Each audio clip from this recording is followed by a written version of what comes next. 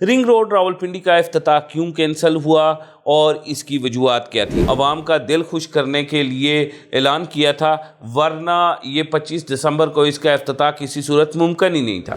گزشتہ 21 سال سے ہر گورنمنٹ آتی ہے اور اس کے بارے میں بڑے بڑے دعوے کرتی ہے، بیانات دیتی ہے، لیکن آخر وقت یہی ہوتا ہے کہ رنگ روڈ راولپنڈی کو ادھورا خواب ہی چھوڑ کر چلتے بنتے ہیں۔ 21 سال پہلے یعنی کہ 1997 میں صرف 21 ارب روپے تھی، اور اس وقت رنگ روڈ راولپنڈی کی تخمینہ لاگت جو پچھلے سال لگائی گئی راؤنڈ اباؤٹ 100 ارب سے بڑھ گئی ہے۔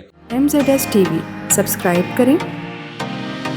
یہاں آپ کو روزانہ کی بنیاد پر آپ کی پلاٹ کی تازہ ترین اپڈیٹ اور پراپرٹی مارکیٹ کے اتار چڑھاؤ کی خبریں ملیں گی۔ رنگ روڈ راولپنڈی کے حوالے سے گزشتہ روز آپ نے بڑی خبر سنی، اور بڑی خبر یہ تھی کہ رنگ روڈ راولپنڈی کے افتتاح کو ایک مرتبہ سے پھر کینسل کر دیا گیا۔ رنگ روڈ راولپنڈی کا افتتاح کیوں کینسل ہوا اور اس کی وجوہات کیا تھی؟ آئیے آج ہم اس پہ بات کرتے ہیں۔ میرا نام کامران خان ہے اور میں آپ کے لیے ایسی ویڈیوز لے کے آتا ہوں جو انتہائی اہم ہوتی ہیں اور جن کا تعلق ریئل اسٹیٹ انویسٹمنٹ آئیڈیاز سے ہوتا ہے۔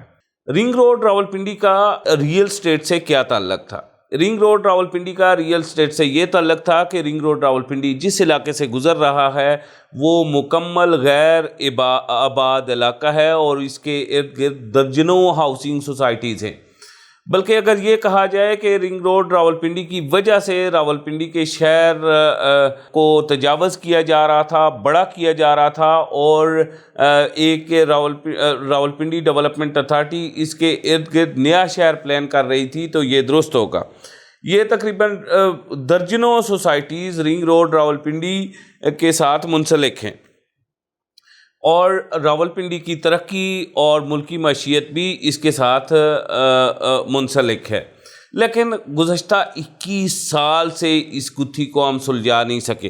گزشتہ 21 سال سے ہر گورنمنٹ آتی ہے اور اس کے بارے میں بڑے بڑے دعوے کرتی ہے، بیانات دیتی ہے، لیکن آخر وقت یہی ہوتا ہے کہ رنگ روڈ راولپنڈی کو ادھورا خواب ہی چھوڑ کر چلتے بنتے ہیں۔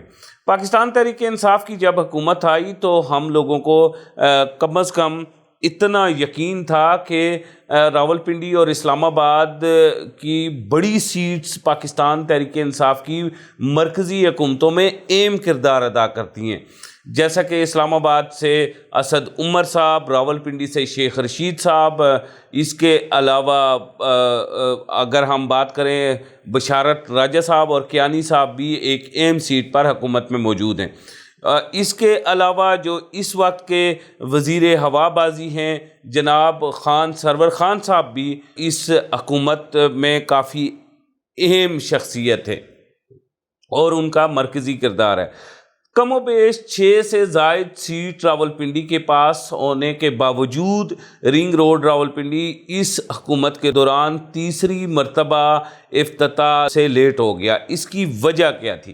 اس کی وجہ آخری جو 25 دسمبر کا رنگ روڈ کا افتتاح لیٹ ہوا، وہ تو صرف اور صرف سیاسی پوائنٹ سکورنگ کی وجہ سے شیخ رشید صاحب نے اور عثمان بزدار صاحب نے ایک راولپنڈی کے بڑے جلسے میں عوام کا دل خوش کرنے کے لیے اعلان کیا تھا، ورنہ یہ 25 دسمبر کو اس کا افتتاح کسی صورت ممکن ہی نہیں تھا، کیونکہ رنگ روڈ راولپنڈی کی فیلڈ میں جو کام تھا، جو زمین پر کام تھا، ابھی تک افتتاح کے لیے مکمل نہیں ہوا تھا۔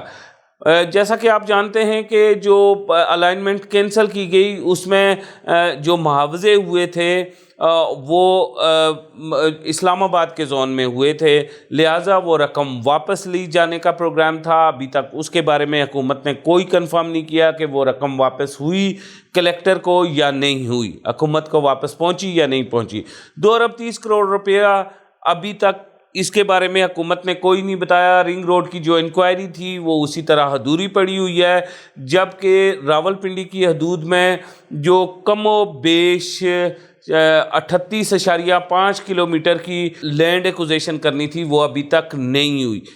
गुज़श्ता हफ्ते ही लैंड एक्विजिशन के रेट मुकर्रर किए गए। 1 लाख रुपए से लेके 8 लाख रुपए तक लैंड एक्विजिशन के रेट मुकर्रर किए गए। उसके बाद लैंड एक्विजिशन के लिए बाकायदा ज़मींदारों को नोटिस दिया जाएगा और उनके अकाउंट्स में रकम ट्रांसफ़र कर दी जाएगी। रकम ट्रांसफ़र करने के बाद बाकायदा से जिन ज़मींदारों को अपनी ज़मीन के रेट पे एतराज़ होगा कि हमें कम मिला है, वो रेफरेंस कलेक्टर रावलपिंडी के पास दायर करेंगे और वो रेफरेंस 90 दिनों के अंदर अंदर सुना जाएगा। अगर रेफरेंस से ज़मींदार मुतमईन हुए रेफरेंस के फ़ैसले से तो फिर वो रकम वसूल कर लेंगे। अगर रेफरेंस के फ़ैसले से ज़मींदार मुतमईन ना हुए तो वो पहले लोअर कोर्ट, फिर हाई कोर्ट और फिर सुप्रीम कोर्ट का रुख करेंगे। लैंड एक्विजिशन एक बड़ा लंबा प्रोसेस है। लैंड एक्विजिशन करते करते कम से कम जो रिंग रोड अथॉरिटी है उसे 6 से 8 माह, साल और 2 साल का मुद्दत भी लग सकती है।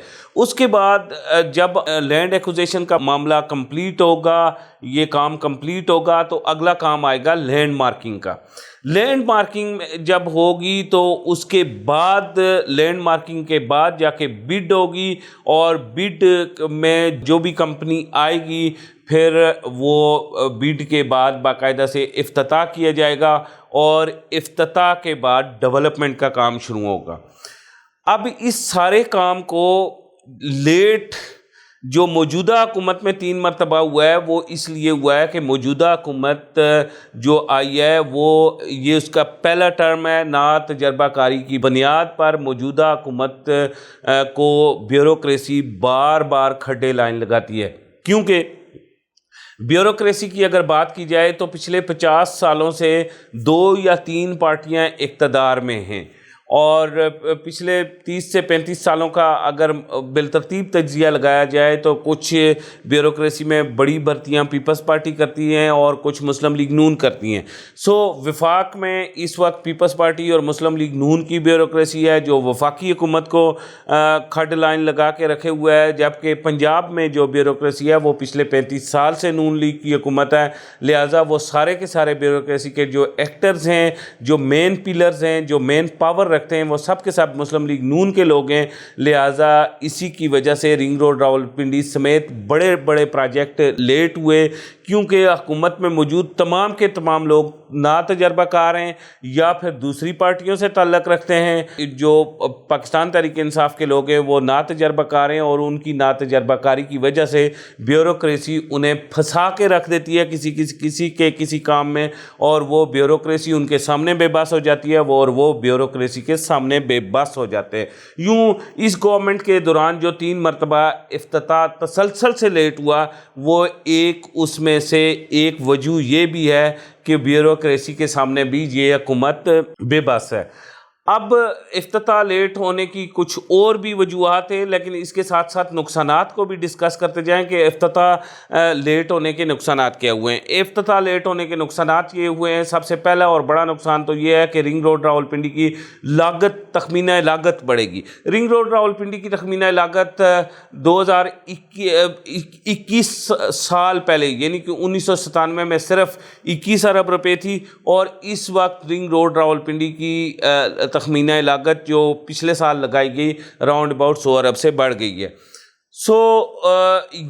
ये सबसे बड़ा नुकसान हुआ।